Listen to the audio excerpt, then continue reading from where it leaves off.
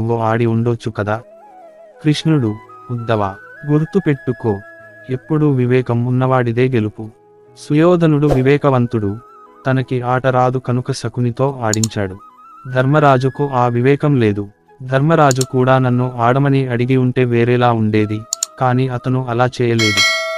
నేను అతను పిలుస్తాడని ఆ గుమ్మం ముందే ఎదురు చూస్తున్నాను. అతను పిలవలేదు సరి కదా, నేను అటువైపు రాకూడదని ప్రార్థించాడు. అతని ప్రార్థన మన్నించి నేను వెళ్ళలేదు. మిగిలిన పాండవులు అందరూ ఓడిపోయినందుకు ధర్మరాజుని తిడుతున్నారే కాని నన్ను పిలవలేదు. ద్రౌపది కూడా వస్త్రాలు తొలగించే వరకు నన్ను స్మరించలేదు. నన్ను పిలిచి ఉంటే రాకుండా ఉంటానా? ఉద్ధవుడు, అంటే తీవ్రమైన ఆపదల్లో కూరుకుపోయి పిలిస్తే కాని రావా? కృష్ణుడు, జీవితంలో జరిగే ప్రతీది కర్మానుసారం జరుగుతుంది. నేను కర్మని మార్చలేను, కాని మీ పక్కనే ఉండి ప్రతీదీ గమనిస్తూ ఉంటాను. ఉద్ధవుడు, అంటే మా పక్క